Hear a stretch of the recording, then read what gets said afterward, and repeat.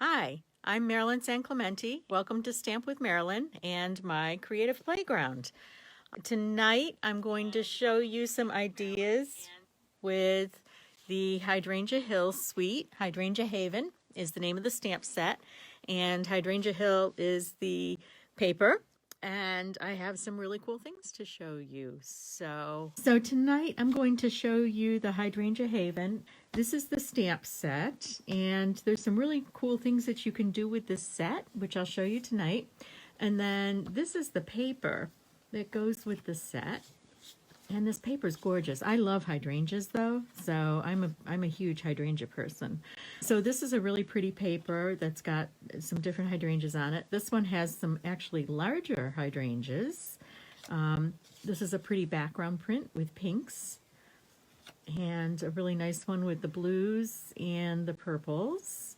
And then this one I really like. So this one has a strip of hydrangeas on the bottom and a strip on the top. So this would be an excellent piece of paper for scrapbooking. This one has just another hydrangea design on it, and that's the back side.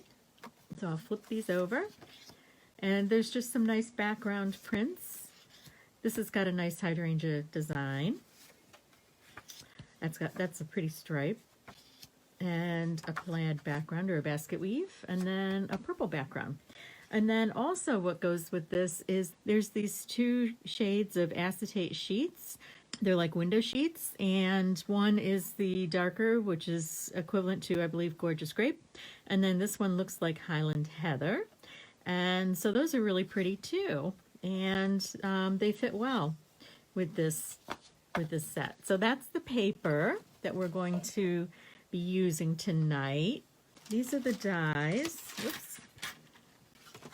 I like to, when I get a new set, I like to take the dies and just cut everything with them to start, and that always gives me an idea of what you have. So there's kind of this border die that's really cool, and I've used that on one card that I can show you. There's this die that cuts out the full-size hydrangea. There's this die which actually cuts a 3D hydrangea, and I'm going to show you how to make that tonight. I played around with that a little bit. So this is the hydrangea stamp here, and these stamps will fill in the leaves, the stem and the leaves, and then this stamp will fill in this piece. So here's another one that cuts an outline of leaves, and then these cut these small groupings of hydrangeas, so you can kind of use some pieces. And then there's also these little single petals that you can do as well. These petals are from here, and I've used those in one place too on one of my cards. So with this stamp, I've stamped this a few times. And what I've done is I've used Memento ink so that I can color these with blends. And what I wanted to show you was just some different things that you can do. And then this is the one that makes that 3D piece. And you can see here that when you cut this out, it gives you this. But then when you, after you've colored it and you pop it all up, it's really cool. So this is the background, the acetate background. This is the hydrangea that I stamped, and I colored this with different shades of purple blends. I used the Purple Posy and the Highland Heather. And then this is actually one of the 3D hydrangeas. And this one I colored with different shades of pink. I used Flirty Flamingo and Rococo Rose, and also Petal Pink. I used the pink ribbon on that. And then this is the same card, but I colored the hydrangea with the blues and the purples, the Highland Heather and the Gorgeous Grape. And I'll show you how I did the coloring, and then I'm going to show you how to make this 3D piece. And what's really cool about this, as you can see, is the petals pop up. So it looks, it has the texture of a real hydrangea, which is what's really cool. So there's a couple different ways to do this. You could use watercolor pencils, you could use ink in a blender pen or an aqua pen and color these in. If you wanted to, you can use blends to color these in. There's this piece which fills in the color. You can just stamp the whole thing in one piece. And then there's also, okay, so this piece does the stem and the leaves. So you can fill those in as well. So let's use one of the light purples. So let's do the Highland Heather for this. And so this would be the quick and easy way if you don't want to take the time to color it, but you just want to get some color on it. So what you would do is you can just ink up your piece here.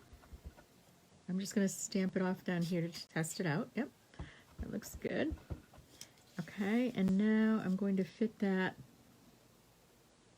kind of over that. And it's a little bit larger than the head of the hydrangea, so it should fill everything in. There we go. Because it's a distinctive stamp, it gives you some darker tones and some lighter tones. And then I would actually fill in, I would then take a water pen and grab a little bit of the ink here.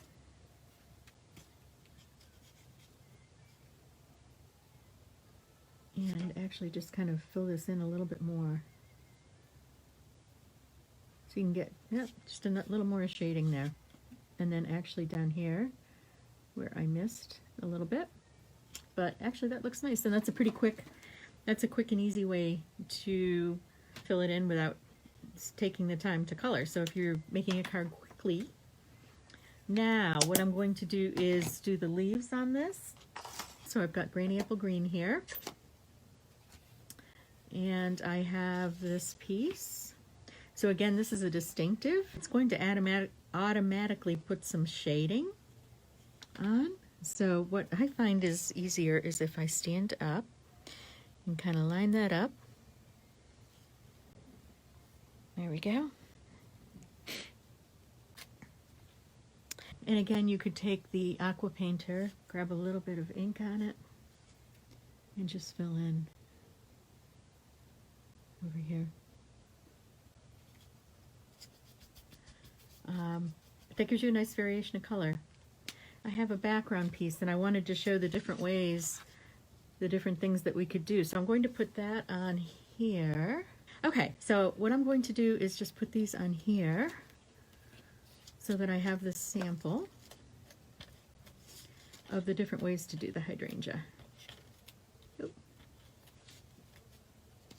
There we go.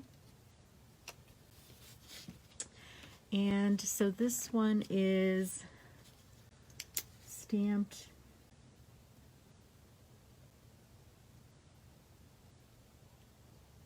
and filled in with background image, with the background stamp. Okay. Tried some different techniques with the blends and found that I like the way this came out. And I think it's just because it's a hydrangea and the way the hydrangeas are arranged, it came out really nicely. So I've got a couple of different shades here. I have Purple Posy and I have Highland Heather. And so I want the dark Highland Heather, I want the light Purple Posy, and then I want the dark Purple Posy. And I have the dark Seaside Spray. Oops. And then I also have the light Misty Moonlight. And that's what I'm going to use to get those blue pieces in there. And then this is an example. This is another 3D hydrangea. And this is one that I did in all blues. And this is actually my class on Friday night. I'm doing a Zoom class this Friday night. And it's going to be these gatefold cards. Gatefold cards are cards that fold over. I like to start with a little bit of the darker ones. So this is the dark Highland Heather, and I have the dark Purple Posy. And what I'm going to do, because this is a hydrangea and hydrangeas are made up of these little flowers, I kind of just did some circles around like so. And usually when I'm coloring with blends, I'll highlight with a darker color first, and then I'll use the lighter color to do the blending. So I'm just adding some of this in. So this is the lighter, this is the dark shade of the lighter purple, if that makes sense. And then this is the dark shade of the Highland Heather. So I'm just going to kind of go around and fill in a little bit more here.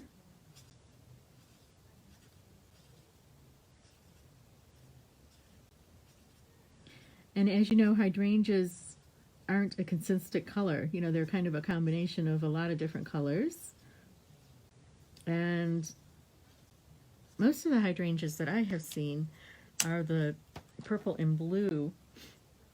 And that is probably because I spend a lot of time, I'm in the Boston area, so I spend a lot of time near the ocean. And the salt water turns them these really cool shades of purples and blues, and so I'm adding some of these blues in here.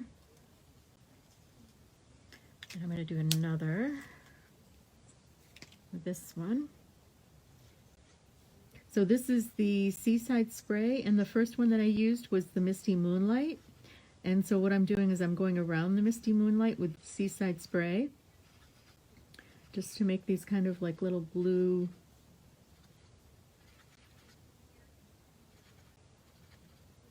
pieces. And then what I'm going to do is use my purple posy, and I'm going to use the brush end of the purple posy, and I'm going to blend it kind of all together. And it's going to give you this really cool effect. It's going to kind of melt the colors. You'll get the shading, so it will look like the petals are, it will kind of pull the petals out a little bit. And again, I found this technique kind of by accident, and it just seemed to work really, really well with the hydrangeas, because it is a round flower and it's made up of all these little tiny, almost microscopic petals. Not microscopic, but tiny, tiny little petals.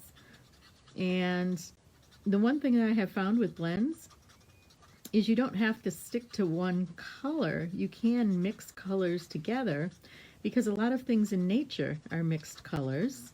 You know, the shading will change and you can get like an ombre effect or that kind of thing. Okay, so now what I'm going to do is I'm going to go over it again with a little bit darker, with the darker purple posy, and that's the pen side, or the brush side. And I'm going to pull in some more of this. There we go. And that's going to kind of blend some more of the purples in. So you want some areas to be left light, but you want some to be blended in.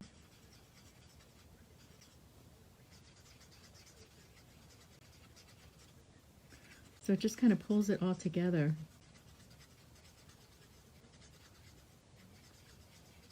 There we go. I like that. But you can tell I still have some light areas, and then I still have those blue, some of the blue. So we're going to let that sit for a few minutes, and let's work on the stem. So the way I like to color with blends is I use the darker, so this is Granny Apple Green, and I like to, for leaves, I like to take brush side and just kind of highlight the veins on the leaf.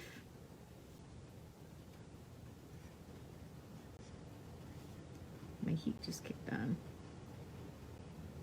which is nice because it's very cold in the Boston area today. We're supposed to be getting snow tomorrow. We've been so fortunate. We have only had one snowstorm this year, knock on wood. So we've been very, very lucky. Okay, so then what I do is I go over, this is the lighter Granny Apple, and I just go over the whole leaf where I highlighted the veins, and I use the lighter pen to pull the darker pen in. And then when this all dries, you'll see but the veins will kind of pop out a little bit because I use the darker pen on those. So you get that shaded, you get a really nice shaded effect. So there's my hydrangea that's colored with the blends. And actually I'm going to go over one more time. I'm going to pull this a little bit more of the blue in. There we go.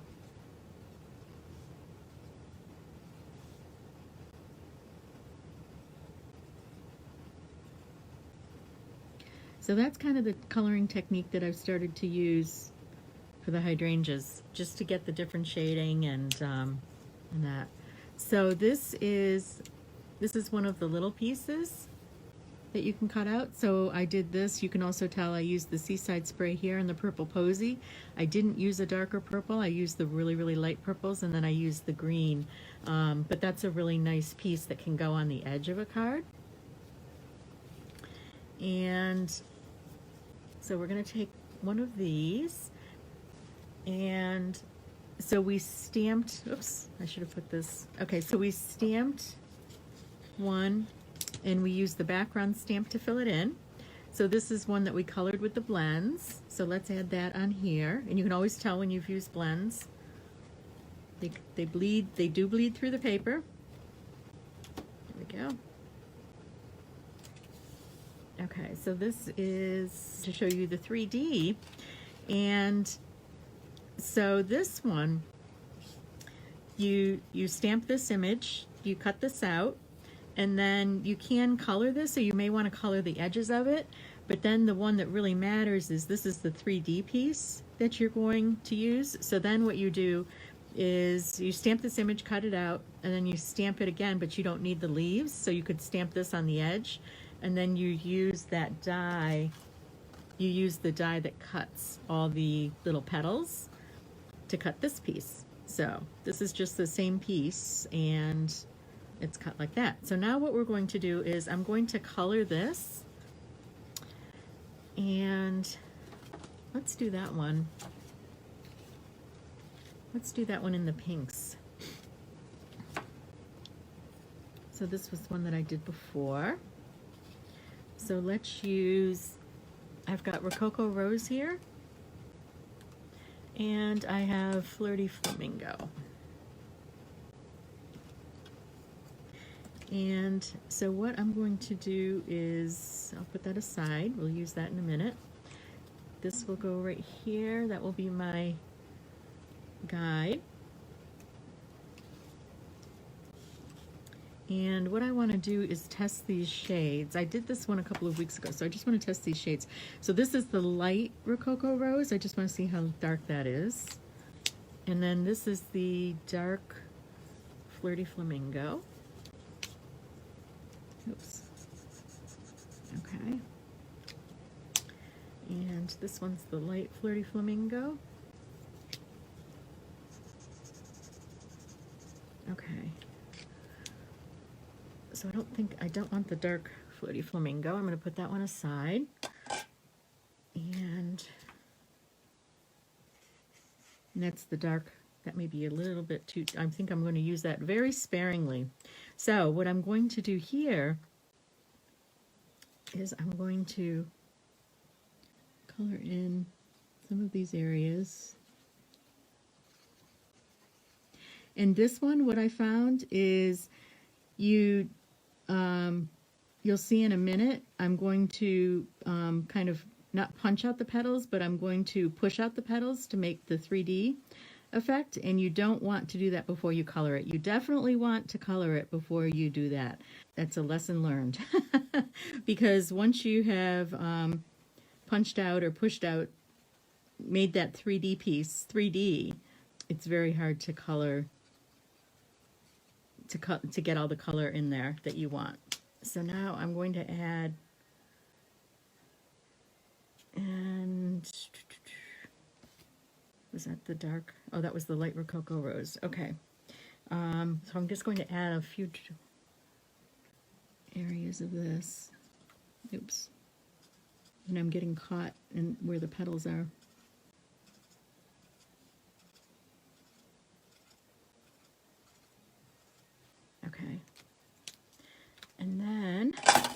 going to use the light Flirty Flamingo, and that's going to be my blender. The piece that I'm going to use to blend this all together. Is that right? Is that the light? Yep, that is. Okay. And the shades do change as you start blending the shades together. They will change colors.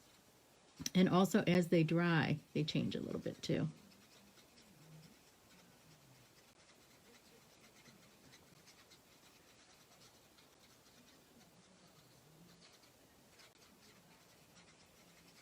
There we go.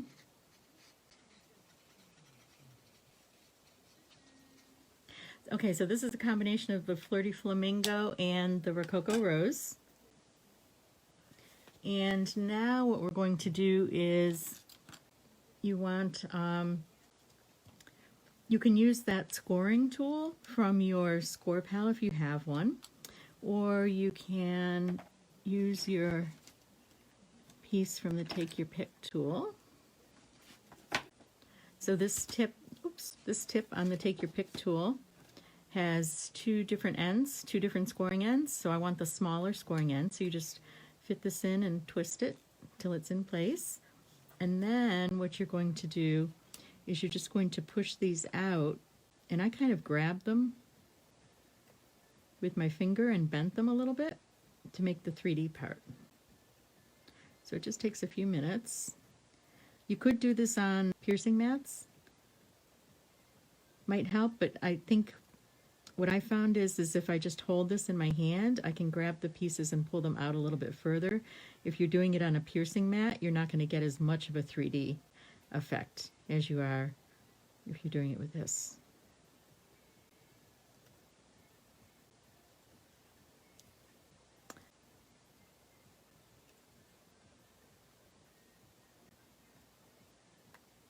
So, the reason why I decided to highlight the hydrangea tonight is I just finished a series of hydrangea cards, and I will be publishing that this week. So if you are on my newsletter, you'll see my hydrangea class coming out, and it will be $17 for a PDF that has 6 different projects in it, and this will be part of it is how to do the different pieces, you know, how to use the hydrangea different ways is, I guess, what I want to say. Variations of a hydrangea that you can make with this set.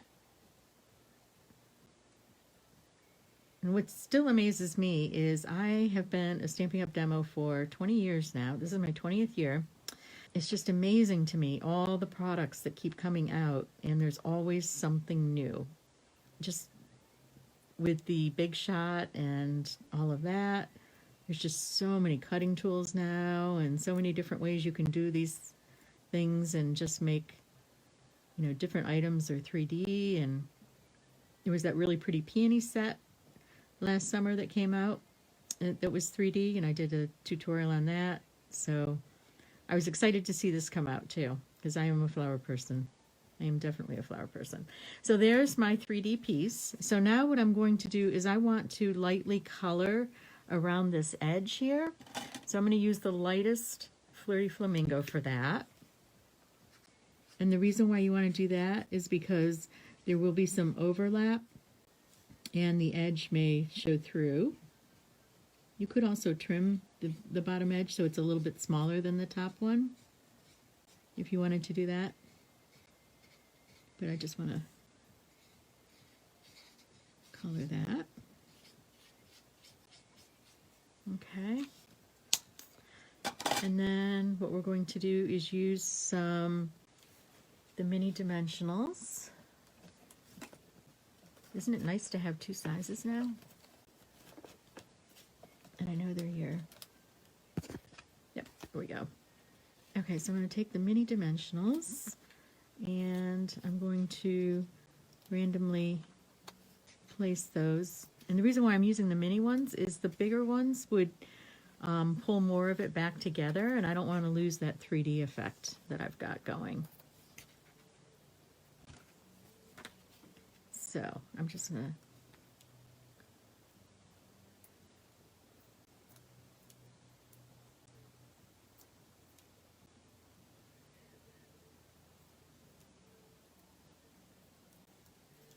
Okay, so we're just going to fit this on here, and what I do is I kind of turn it, there we go, and I line up the edges. So there's that. Okay, now let's do the leaves on this.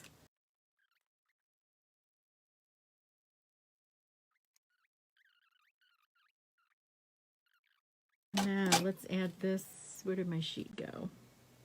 With all my samples, there it is. Okay, so this will be the other one. This is the 3D. So I'm just going to add this, oops. Okay, my seal is, oh, it's at the end. Oh no! So this is the 3D hydrangea.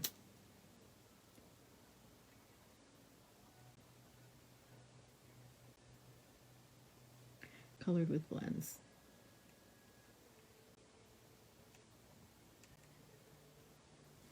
Okay, so those are the 3 types of stamped hydrangeas that you can make with this stamp set, with the pieces in this stamp set. And then the other things that you can do are, you can cut out, I've cut some of the flowers out from the paper, and I also cut out some of these little bouquets that are really cute, that are on the paper as well. And there's a blue one. And then there's these corner pieces that are really cool as well. So this is one that I did with vellum, where I put a piece of vellum over the hydrangeas there, and just to show, and then I stamped the message on top, and then I did put that corner piece on. This is one where I cut the flower out, and then I used that flower border down here, and where did I put the flowers? The flowers are on this one. I used the flowers on this one. And then here I used the window sheet for the background. And I used a couple of these pieces, the little bouquets that I cut out, the hydrangea bouquets. So these are just some different examples of the ways that I used the hydrangea piece. So there's quite a few different ways that you can go with that. Thanks for stopping by tonight. Take care, everyone. Good night.